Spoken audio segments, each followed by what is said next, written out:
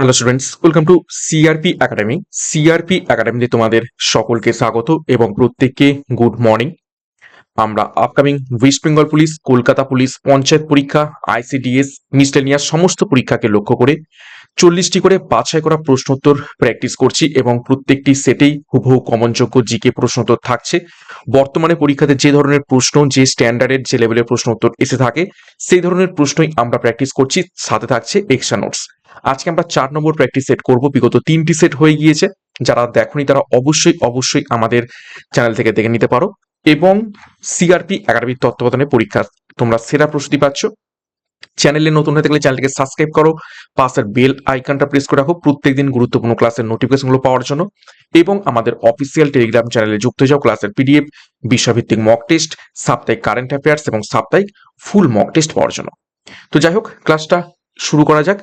কি কি প্রশ্ন উত্তর রয়েছে সেগুলো এক এক করে দেখে নেওয়া যাক। দেখো, 1 নম্বর প্রশ্ন, বিশ্ব সিংহ দিবস পালন করা হয় কবে? প্রত্যেকটি প্রশ্ন চলাকালীন চেষ্টা করবে নিজেরাই সঠিক উত্তরগুলো করার, এবং আমার উত্তরের সাথে মেলাতে থাকবে তোমাদের উত্তরগুলো মিলছে কি, প্র্যাকটিসটা হয়ে যাবে। তো বিশ্ব সিংহ দিবস পালন করা হয়ে থাকে, দেখো এখানে অপশনগুলো একটু পাল্টে গেছে, এটা হবে এ, বি, সি এবং ডি। তো সঠিক উত্তর হয়ে যাবে অপশন এ, 10ই আগস্ট বিশ্ব সিংহ দিবস পালন করা হয়ে থাকে। 2 নম্বর প্রশ্ন, বিশ্বের দ্বিতীয় বৃহত্তম বৈদ্যুতিক রেল নেটওয়ার্কে পরিণত হলো নিচের কোন দেশ?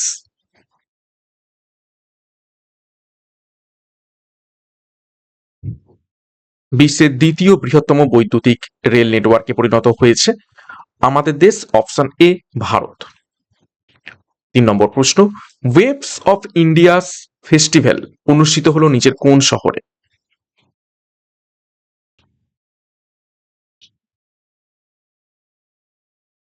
সঠিক উত্তর হয়ে যাবে অপশন বি, নিউ দিল্লিতে। 4 নম্বর প্রশ্ন, রাষ্ট্রীয় অশোক সম্মান অর্থাৎ ভারত সম্মানে ভূষিত হলেন নিচের কোন ব্যক্তি? রাষ্ট্রীয় অশোক সম্মানে ভূষিত হয়েছেন নিচের কোন ব্যক্তি? সঠিক উত্তর হবে option A, Prem K Vora. Next গুরুত্বপূর্ণ ঘোষণা, পঞ্চায়েত ফাউন্ডেশন ব্যাচ 6 এবং মিশন খাকি পুলিশ ব্যাচ 5 দুটো ব্যাচ কোর্স বর্তমানে চলছে। দুটো ব্যাচ কোর্সের পরীক্ষার সিলেবাস এবং এক্সাম প্যাটার্ন অনুযায়ী প্রত্যেকটি বিষয়ের প্রত্যেকটা অধ্যায় ধরে ধরে সম্পূর্ণ ডেসক্রিপটিভ প্যাটার্নের থিওরির মাধ্যমে তোমরা ক্লাসগুলো পাবে। তো যোগাযোগ করো আমাদের সাথে 9647553612 নাম্বারে পরীক্ষার সেরা প্রস্তুতি নেওয়ার জন্য। বিস্তারিত ডিসক্রিপশন বক্সে রয়েছে, এখনই যুক্ত হয়ে যাও। নেক্সট দেখো, 5 নম্বর প্রশ্ন, চুম্বক তৈরিতে নিচের কোন সংকর ধাতু ব্যবহৃত হয়? চুম্বক তৈরিতে নিচের কোন সংকর ধাতু ব্যবহৃত হয়ে থাকে? সঠিক উত্তর হয়ে যাবে অপশন সি, অ্যালনিকো। দেখো ডিটেলসে, অ্যালনিকো কি? অ্যালনিকো হলো অ্যালুমিনিয়াম, নিকেল, কোবাল্ট এবং লোহার একটি সংকর ধাতু, যা স্থায়ী চুম্বক বা পার্মানেন্ট ম্যাগনেট তৈরিতে ব্যাপকভাবে ব্যবহৃত হয়। তারপর দেখো অপশন নিতে রয়েছে ডুলারোমিন। ডুলারোমিন কি? ডুলারোমিন হচ্ছে অ্যালুমিনিয়াম, তামা, ম্যাগনেসিয়াম এবং ম্যাঙ্গানিজ দিয়ে তৈরি একটি সংকর ধাতু, যা বিমানের বডি বা যন্ত্রাংশ তৈরিতে ব্যবহৃত হয়। আর স্টেনলেস স্টিল, দেখো স্টেনলেস স্টিল লোহা, ক্রোমিয়াম, নিকেল এবং কার্বন দিয়ে তৈরি, এই কারণে এতে সহজে মরচে বা জং ধরে না। তো খুবই গুরুত্বপূর্ণ সংকর ধাতু সম্পর্কে তথ্য দেখলাম কিছু।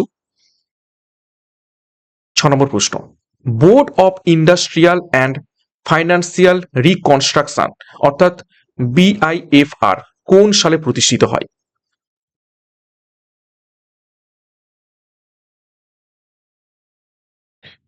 সঠিক উত্তর হয়ে যাবে অপশন এ, 1987 সালে এটি প্রতিষ্ঠিত হয়। 7 নম্বর প্রশ্ন, সম পরিমাণ বৃষ্টিপাতের জায়গাগুলোকে যে কাল্পনিক রেখা যুক্ত করে তাকে বলে নিচের কোনটি?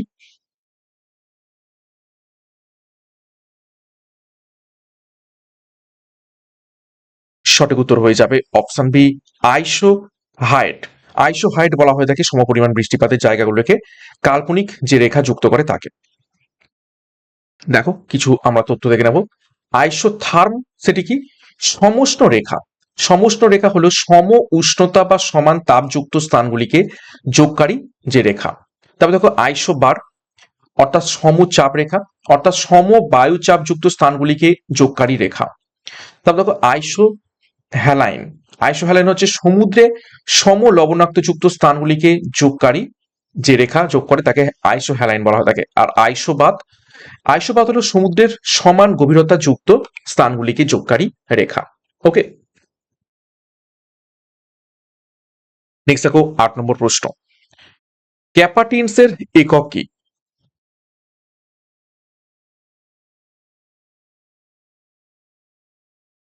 সঠিক উত্তর অপশন বি ফ্যারাড হয়ে যাবে ক্যাপাটিনসের একক। ক্যাপাটিনস মানে হচ্ছে কি ধারকত্ব।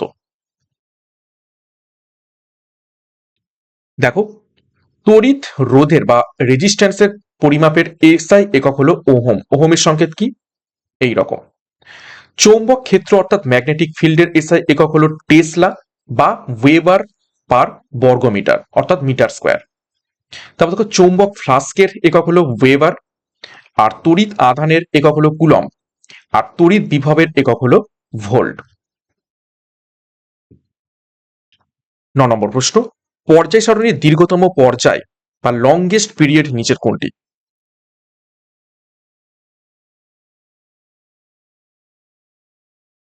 সঠিক উত্তর হবে অপশন সি 6। 6 নম্বর পর্যায় সব থেকে দীর্ঘতম পর্যায়। ঠিক আছে। 10 নম্বর প্রশ্ন, নিম্নলিখিত কোন কেন্দ্রশাসিত অঞ্চলের নিজস্ব হাইকোর্ট রয়েছে? চারটি কেন্দ্রশাসিত অঞ্চলের নাম রয়েছে, তো চারটির মধ্যে নিচের কোনটির নিজস্ব হাইকোর্ট রয়েছে? সঠিক উত্তর হয়ে যাবে অপশন বি দিল্লি। ঠিক আছে। নেক্সট দেখো 11 নম্বর প্রশ্ন, নিম্নলিখিত মুঘল শাসকদের মধ্যে কে গান এবং নাচ নিষিদ্ধ করেছিলেন?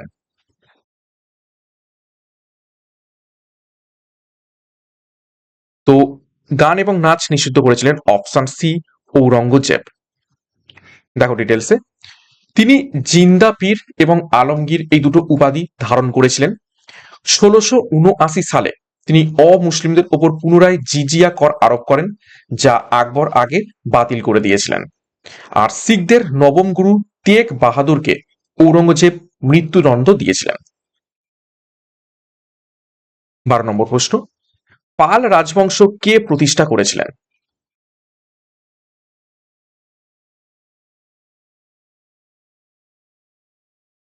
সঠিক উত্তর হবে অপশন বি গোপাল প্রতিষ্ঠা করেছিলেন পাল রাজবংশ।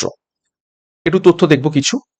দেখো অষ্টম শতকের মাঝামাঝি সময় অর্থাৎ 750 খ্রিস্টাব্দ নাগাদ বাংলায় মৎস্যানায় পর্বের অবসানের পর সাধারণ জনগণ গোপালকে রাজা হিসাবে নির্বাচিত করে এবং পাল বংশের প্রতিষ্ঠা হয়। পাল বংশের শ্রেষ্ঠ রাজা ছিলেন ধর্মপাল, যিনি বিখ্যাত বিক্রমশিলা বিশ্ববিদ্যালয় এবং সোমপুর মহাবিহার প্রতিষ্ঠা করেছিলেন। পাল বংশের শেষ শক্তিশালী রাজা ছিলেন রামপাল, যার সহকবি ছিলেন সন্ধ্যাকর নন্দী, এবং তিনি এই রামপালের জীবনীর উপর রামচরিত গ্রন্থ লিখেছিলেন। 13 নম্বর প্রশ্ন, চীনা পরিব্রাজক হিউয়েন সাং নিম্নলিখিত কোন বিশ্ববিদ্যালয়ে অধ্যয়ন করেছিলেন?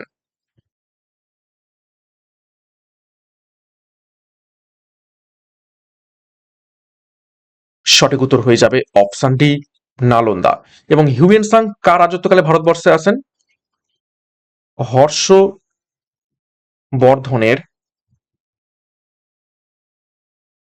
রাজত্বকালে আসেন। এখান থেকে আর একটা গুরুত্বপূর্ণ তথ্য, ফা হিয়েন, ফা হিয়েন তিনি আসেন কার সময়? দ্বিতীয় চন্দ্রগুপ্তের সময়। আচ্ছা, হিউয়েন সাং এর গুরুত্বপূর্ণ বই পরীক্ষায় প্রশ্ন আছে, সেটা হচ্ছে সি ইউ কি।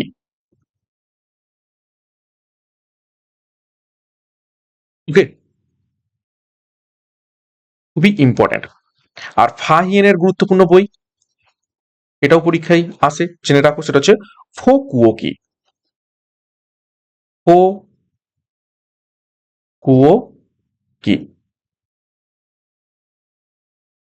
14 নম্বর প্রশ্ন, আন্তঃসাংসদীয় ইউনিয়ন অর্থাৎ ইন্টার পার্লামেন্টারি ইউনিয়নের সদর দপ্তর কোথায় অবস্থিত রয়েছে? নিচের কোন দেশে অবস্থিত রয়েছে? সঠিক উত্তর হবে অপশন ডি, সুইজারল্যান্ড। সুইজারল্যান্ডের কোথায়? জেনেভা। কত সালে এটি প্রতিষ্ঠিত হয়? 1889 সালে। 15 নম্বর প্রশ্ন, ইদ্দুকি জলপ্রপাত প্রকল্পটি কোন রাজ্যে অবস্থিত রয়েছে?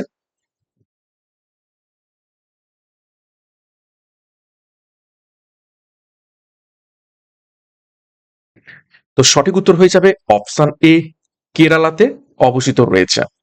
ওকে, এবং কোন নদীর উপর? পেরিয়ার নদীর উপর। এবং এটি হচ্ছে একটা আর্ক ড্যাম। ঠিক আছে, আর্ক ড্যাম মানে হচ্ছে ড্যাম সোজাসুজি নয়, বাঁকানো ড্যাম। ঠিক আছে, এরকম বেন্ড করা হচ্ছে ড্যাম, সেই জন্য হচ্ছে এটা হচ্ছে আর্ক ড্যাম। দেখো কিছু গুরুত্বপূর্ণ আমরা নদী বাদ দেখে নেবো। ভাকরানাঙ্গাল জলবিদ্যুৎ প্রকল্প হিমাচল প্রদেশ এবং পাঞ্জাব সীমান্তে শতদ্রু নদীর উপর অবস্থিত রয়েছে এবং ভারতের অন্যতম বৃহৎ এটি বাঁধ। তারপর দেখো, এটা হচ্ছে লার্জেস্ট। ঠিক আছে, ভাকরানাঙ্গাল হচ্ছে লার্জেস্ট। তেহেরি বাঁধ উত্তরাখণ্ডে অবস্থিত রয়েছে ভাগীরথী নদীর উপর এবং এটি হচ্ছে ভারতের সর্বোচ্চ বাঁধ অর্থাৎ হাইয়েস্ট। ঠিক আছে, আচ্ছা এখান থেকে বলে রাখি ভাকরানাঙ্গাল শুধু লার্জেস্টই নয়, এটা হচ্ছে হাইয়েস্ট স্ট্রেট গ্র্যাভিটি।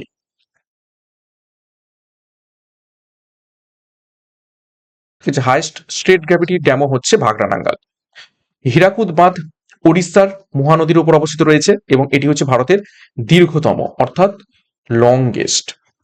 আর নাগার্জুন সাগর বাঁধ অন্ধ্রপ্রদেশ এবং তেলেঙ্গানা সীমান্তে কৃষ্ণা নদীর উপর অবস্থিত রয়েছে। 16 নম্বর প্রশ্ন, মহর্ষি গৌতম কোন ভারতীয় দর্শনের সাথে জড়িত?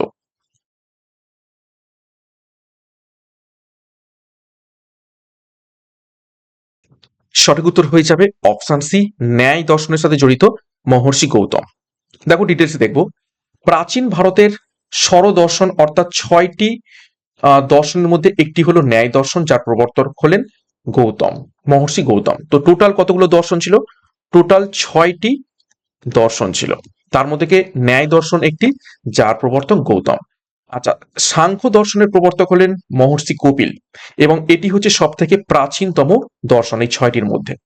তারপর দেখো যোগ দর্শনের প্রবর্তক হলেন মহর্ষি পতঞ্জলি। বৈশেষিকা দর্শনের প্রবর্তক হলেন মহর্ষি কনাদ, যিনি প্রাচীন ভারতে প্রথম পরমাণুর ধারণা দিয়েছিলেন।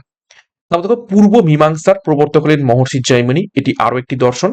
এবং উত্তর মীমাংসা বা বেদান্ত দর্শনের প্রবর্তক হলেন মহর্ষি বাদরায়ণ অর্থাৎ ব্যাসদেব। তো খুবই খুবই গুরুত্বপূর্ণ তথ্য দেখলাম 6টি দর্শন সম্পর্কে। 17 নম্বর প্রশ্ন, রেভলিউশন 2020 গ্রন্থটি রচনা করেছেন নিচের কোনজন?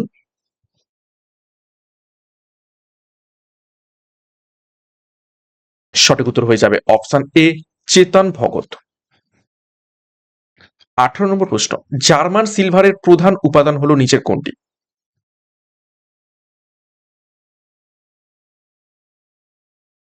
তো সঠিক উত্তর হয়ে যাবে অপশন বি, তামা। ঠিক আছে, জার্মান সিলভার কি কি নিয়ে গঠিত? সেটা হচ্ছে তামা 50%, আর কি থাকে? জিঙ্ক, জিঙ্ক থাকে 25%, আর কি থাকে? নিকেল, নিকেল থাকে 25%। নামের মধ্যে সিলভার রয়েছে কিন্তু এর মধ্যে অ্যাকচুয়াল সিলভার অর্থাৎ রৌপ্য থাকে কিন্তু শূন্য। ঠিক আছে, এবং ম্যাক্সিমামটা থাকে তামা 50%, তো এখানে প্রধান উপাদান হয়ে যাবে তামা। আচ্ছা এখানে দেখো দেয়াই রয়েছে, আমি একটু মুছে দিই তাহলে তোমাদের দেখতে সুবিধা হবে। ওকে, দেখো জার্মান সিলভার হলো তামা অর্থাৎ কপার 50%, দস্তা 25, নিকেল 25 এর সংকর ধাতু। এটি দেখতে রূপোর মতো হলেও এতে কোনো রূপো বা সিলভার থাকে না। তারপর দেখো পিতল বা ব্রাশ তৈরি হয় তামা এবং দস্তা দিয়ে। ব্রোঞ্জ বা কাঁসা তৈরি হয়ে থাকে তামা এবং টিন দিয়ে। গান মেটাল তৈরি হয় তামা, টিন এবং দস্তা দিয়ে। রাংঝাল অর্থাৎ সলজা তৈরি হয় টিন এবং সীসা দিয়ে, যা ইলেকট্রনিক যন্ত্রাংশ জোড়া লাগাতে ব্যবহৃত হয়। 19 নম্বর প্রশ্ন, পারমাণবিক চুল্লিগুলিতে নিম্নলিখিতগুলির মধ্যে কোনটি মডারেটর হিসাবে ব্যবহৃত হয়? মডারেটর কি হিসাবে কাজ করে থাকে? নিউট্রনের গতি কমানোর জন্য ব্যবহৃত হয়। তো কোনটি মডারেটর হিসেবে ব্যবহৃত হয়? সঠিক উত্তর হয়ে যাবে অপশন সি, গ্রাফাইট। ঠিক আছে, গ্রাফাইট মডারেটর হিসাবে ব্যবহৃত হয়। গ্রাফাইট এবং আর কি ব্যবহৃত হয়? ভারী জল।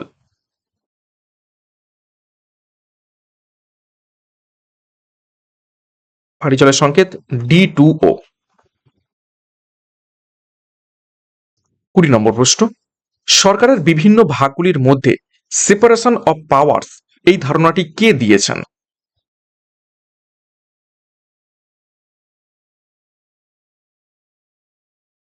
সঠিক উত্তর হয়ে যাবে এখান থেকে, দেখো option A Montesquieu. Montesquieu separation of powers ধারণা দিয়েছেন, কেননা কি বলা হয়েছে এখানে, যে লেজিসলেচার অর্থাৎ আইন, ঠিক আছে, আইন বিভাগ, শাসন বিভাগ এবং বিচার বিভাগ, ঠিক আছে, এই তিনটে কিন্তু আলাদা আলাদাভাবে থাকবে এবং এই তিনটেই এখন বর্তমানে আমাদের কোথায় লেখা রয়েছে? ডিপিএসপির আর্টিকেল নাম্বার কত? 50-তে। ঠিক আছে, এটা কিন্তু আমাদের ডিপিএসপিতেও লেখা রয়েছে, অর্থাৎ separation of judiciary from executive, অর্থাৎ বিচার বিভাগকে শাসন বিভাগ থেকে সম্পূর্ণ আলাদা রাখতে হবে এবং এই ধারণা প্রথম কে দিয়েছিলেন? মন্টেস্কু। 21 নম্বর প্রশ্ন, 1915 সালের ফেব্রুয়ারি মাসে গদর ষড়যন্ত্রে তার ভূমিকার জন্য কাকে 1915 সালের নভেম্বরে লাহোরে ফাঁসি দেওয়া হয়েছিল? গুরুত্বপূর্ণ প্রশ্ন এটি। সঠিক উত্তর কি হবে? তো সঠিক উত্তর এখান থেকে হয়ে যাবে অপশন এ, কর্তার সিং সারভা। কর্তার সিং সারভাকে ফাঁসি দেওয়া হয়েছিল লাহোরে গদর ষড়যন্ত্রের জন্য। 22 নম্বর প্রশ্ন, জাতীয় প্রযুক্তি দিবস অর্থাৎ ন্যাশনাল টেকনোলজি ডে কোন দিনটিতে পালন করা হয়?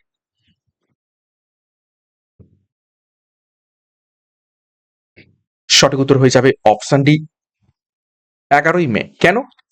দেখো 1998 সালের 11ই মেতে রাজস্থানের পোখরানে ভারত সফলভাবে তাদের দ্বিতীয় পারমাণবিক পরীক্ষা অপারেশন শক্তি সম্পন্ন করেছিল। এই ঐতিহাসিক দিনটিকে স্মরণ করে রাখতেই প্রতি বছর 11ই মে জাতীয় প্রযুক্তি দিবস বা ন্যাশনাল টেকনোলজি ডে পালন করে আসছে। এর আগে 1974 সালে 18ই মে পোখরানেই ভারতের প্রথম পারমাণবিক পরীক্ষা সম্পন্ন হয়েছিল, যার সাংকেতিক নাম ছিল স্মাইলিং বুদ্ধ। 23 নম্বর প্রশ্ন, সি এ ভবানী দেবী কোন খেলার সাথে জড়িত?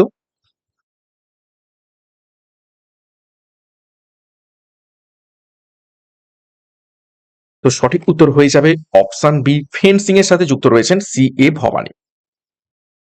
24, ভারতের মূল খণ্ড ড্যাশ অক্ষাংশের মধ্যে বিস্তৃত?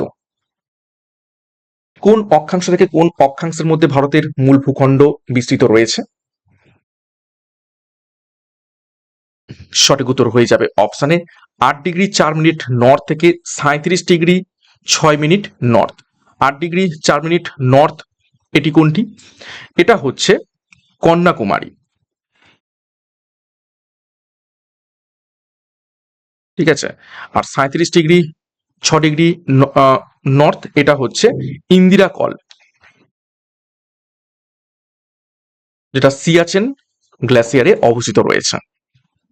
দেখো ডিটেলসে, দেখো এটা আমরা অক্ষাংশগত দেখলাম, এবার দেখো দ্রাঘিমাংশগত। ভারতের দ্রাঘিমাংশগত বিস্তার হলো 68°7' পূর্ব, যেটা গুজরাটে অবস্থিত রয়েছে, থেকে 97°25' পূর্ব অরুণাচল প্রদেশ পর্যন্ত। ভারত সম্পূর্ণভাবে পূর্ব গোলার্ধে অবস্থিত রয়েছে। আচ্ছা, উত্তর থেকে দক্ষিণে প্রান্তের মোট দৈর্ঘ্য হচ্ছে 3214 কিলোমিটার এবং পূর্ব থেকে পশ্চিম প্রান্তের মোট বিস্তার হচ্ছে 2933 কিলোমিটার। খুব ইম্পর্টেন্ট, এই তথ্যগুলো কিন্তু পরীক্ষাতে এসে থাকে। আর ভারতের সামগ্রিক দক্ষিণতম বিন্দু হলো সেটা হচ্ছে গ্রেট নিকোবরের অবস্থিত ইন্দিরা পয়েন্ট, যার অক্ষাংশ কত 6 ডিগ্রি 45 মিনিট উত্তর বা 6 ডিগ্রি 45 মিনিট নর্থ। ঠিক আছে, যখন বলবে একদম সামগ্রিকভাবে দক্ষিণতম ইন্দিরা পয়েন্ট থেকে, তখন হবে কিন্তু 6 ডিগ্রি 45 মিনিট নর্থ থেকে। আর যদি কন্যাকুমারী বলে দেয় তাহলে 8 ডিগ্রি 4 মিনিট নর্থ থেকে। তো খুবই ইম্পর্টেন্ট, এটা ভিভিআই করবে। 25 নম্বর প্রশ্ন, শিবাজী মহারাজের সময়ে মন্ত্রী পরিষদ কি নামে পরিচিত ছিল?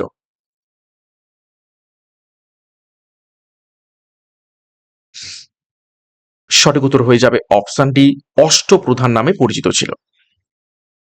দেখো, এই অষ্টপ্রধানদের মধ্যে সব থেকে গুরুত্বপূর্ণ এবং প্রধান পদটি ছিল পেশোয়া বা প্রধানমন্ত্রী, এবং অমাত্য ছিল অর্থমন্ত্রী।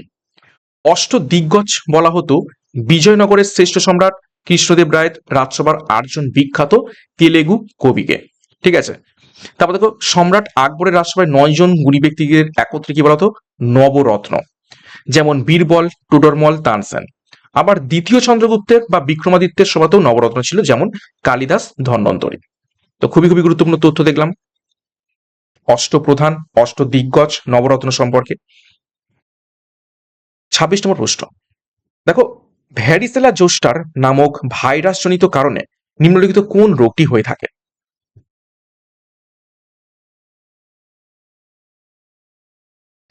সঠিক উত্তর হয়ে যাবে অপশানে জল বসন্ত। জল বসন্ত আসলে কি চিকেন পক্স। ওকে। 27, নিম্নলিখিত কোন রোগটি শনাক্ত করতে ওয়াইডাল পরীক্ষা বা ওয়াইডাল টেস্ট করা হয়?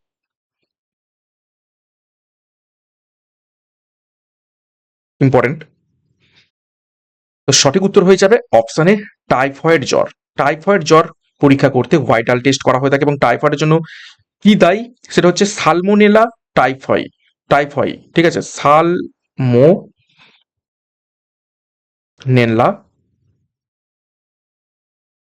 টাইফি নামক কি ব্যাকটেরিয়া,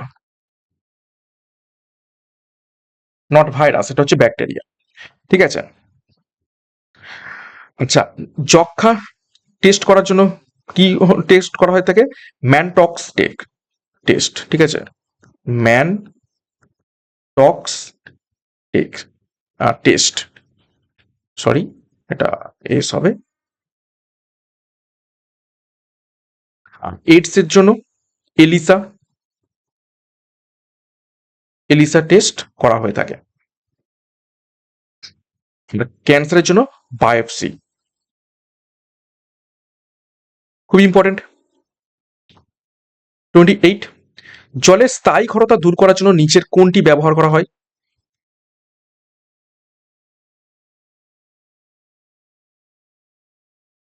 সঠিক উত্তর হয়ে যাবে অপশন বি, কাপড় কাচার সোডা ব্যবহার করা হয়ে থাকে। কাপড় কাচার সোডার যে রাসায়নিক নাম সেটি কি, সেটা হচ্ছে সোডিয়াম কার্বনেট।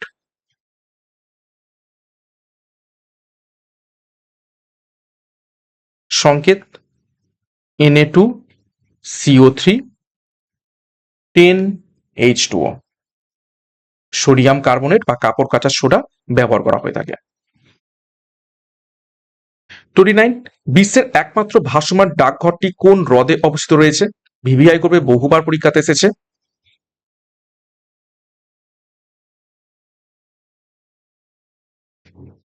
সঠিক উত্তর হয়ে যাবে অপশন বি, ডাল লেক। ডাল লেক কোথায় অবস্থিত রয়েছে? জম্মু এবং কাশ্মীরে। ঠিক আছে, লোকটাক লেক এটা কোথায় অবস্থিত রয়েছে? মণিপুর। এবং এই লোকটাক হ্রদের ওপর কি রয়েছে? বিশ্বের একমাত্র ভাসমান জাতীয় উদ্যান, যার নাম কি কেইবুল লামজাও।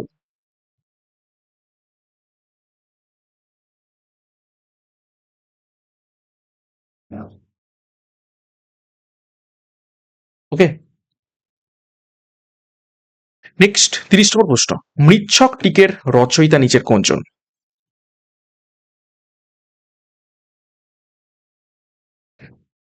সঠিক উত্তর হয়ে যাবে অপশানে শূদ্রক। দেখো, প্রাচীন সংস্কৃত সাহিত্যের অন্যতম শ্রেষ্ঠ নাটক মৃচ্ছকটিক, যার অর্থ হচ্ছে মাটির ছোট গাড়ি, যেটি রচনা করেছিলেন শূদ্রক।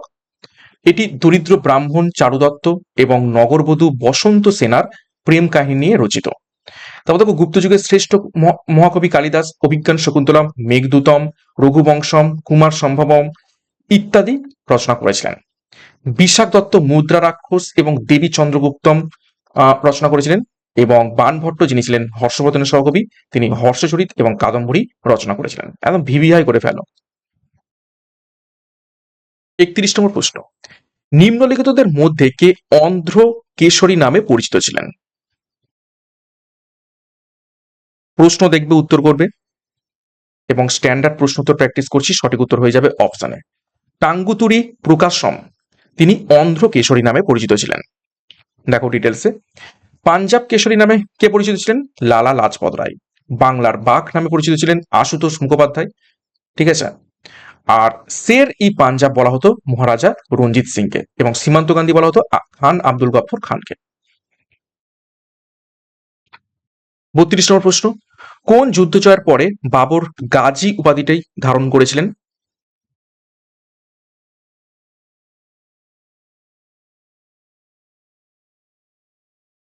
সঠিক উত্তর হয়ে যাবে অপশন সি, খানুয়ার যুদ্ধ। দেখো, 1527 সালে মুঘল সম্রাট বাবর এবং মেবারের রানা সঙ্গ সংগ্রাম সিং এর সঙ্গে, বা যাকে রানা সঙ্গ বলা হয় তাকে, তার মধ্যেই খানুয়া যুদ্ধ হয়েছিল, ব্যাটল অফ খানুয়া। এই যুদ্ধে জয়লাভের পর বাবর গাজীর অর্থ কি? কাফেরদের হত্যাকারী বা ধর্মযোদ্ধা, এই উপাধি গ্রহণ করেছিলেন। ঠিক তার পরের বছর 1528 সালে বাবর চান্দেরি যুদ্ধে মেদিনী রায়কে পরাজিত করেন, এবং তার পরের বছর 1529 সালে বাবর ঘরঘরার যুদ্ধে মামুদ লোদির নেতৃত্বাধীন আফগান এবং বাংলার নসরত শাহের যৌথ বাহিনীকে পরাজিত করেছিলেন। তো বাবরের গুরুত্বপূর্ণ কিছু যুদ্ধ আমরা দেখে নিলাম। 33 নম্বর প্রশ্ন, পণ্ডিত ভীমসেন যোশী ছিলেন একজন প্রখ্যাত কি?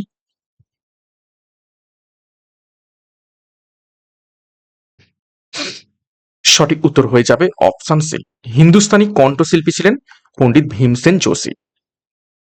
তিনি কোন ঘরানা ছিলেন? কিরানা ঘরানার।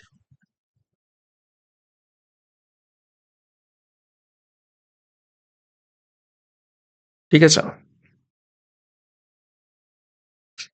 34, একটি শব্দ তরঙ্গের সময়কাল 0.01 সেকেন্ড, এর কম্পাঙ্ক কত? কম্পাঙ্ক এর অঙ্ক কি? কম্পাঙ্ক, কম্পাঙ্ককে আমরা কি দিয়ে ডিনোট করে থাকি? অর্থাৎ ফ্রিকোয়েন্সি। ফ্রিকোয়েন্সির জন্য এফ, পর্যায়কাল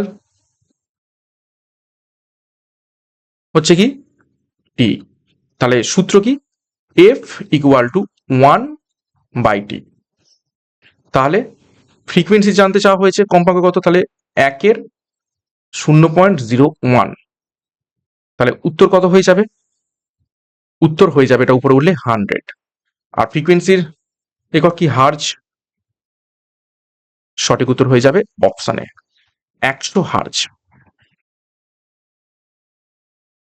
35 নম্বর প্রশ্ন, ব্রিটিশদের সাথে আলীনগর চুক্তি স্বাক্ষর করেন কে? এটা ইজি প্রশ্ন। সঠিক উত্তর হয়ে যাবে অপশান বি, সিরাজ উদ্দৌলা। ঠিক আছে। আলীনগর কোনটি? আলীনগর আর কিছু নয়, কলকাতা। কলকাতার নামকরণ করেছিলেন সিরাজউদ্দৌলা আলীনগর। কত সালে এটি হয়েছিল? 1757 সালে। 36, নিম্নোক্ত কোন নদীটি বৈদিক যুগে পুরাসানি নামে পরিচিত ছিল? পুরুষানী নামে পরিচিত ছিল। বৈদিক যুগে পুরুষানী নামে কোন নদীটি পরিচিত ছিল? সঠিক উত্তর হয়ে যাবে অপশন এ, রবি নদী। দেখো ডিটেলসে, রবি বা ইরাবতী, এখন বর্তমানে ইরাবতীও বলা হয় থাকে, এই নদীকে বৈদিক যুগে পুরাসানী বলা হতো। এই নদীর তীরেই বিখ্যাত সেই 10 রাজার যুদ্ধ সংঘটিত হয়েছিল, যার উল্লেখ ঋগ্বেদে রয়েছে। সুতলেজ বা শতদ্রু নদীর বৈদিক নাম ছিল সুতদ্রী। চেনাব বা চন্দ্রভাগা, এই নদীর বৈদিক নাম ছিল আস্কিনী। বিয়াস বা বিপাশা নদীর বৈদিক নাম ছিল বিপাশা, এবং ঝিলম বা বিতস্তা নদীর নাম ছিল বিতস্তায়। 36। কনস্ট্যান্টাইন হলো তামা এবং ড্যাশের সংকর। কনস্ট্যান্টাইন এটি তামা এবং নিচের কোন ধাতুর একটি সংকর?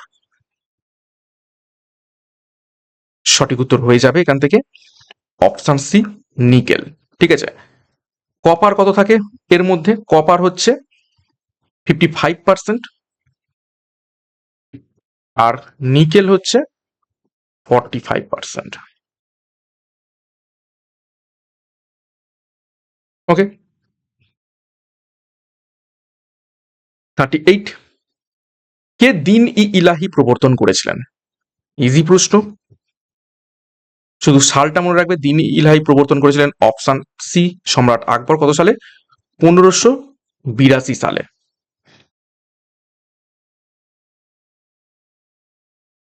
39 নম্বর প্রশ্ন, পেডোলজির হলো ড্যাশের অধ্যয়ন?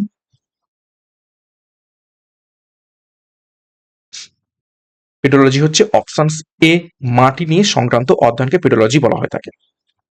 40 নম্বর প্রশ্ন এবং আজকের ক্লাসের শেষ প্রশ্ন, পণ্য এবং পরিষেবা কর অর্থাৎ গুডস অ্যান্ড সার্ভিস ট্যাক্স, যেটাকে আমরা সঠিক বলে দেখি জিএসটি, ভারতের সংবিধানের কোন সংশোধনী সম্পর্কিত?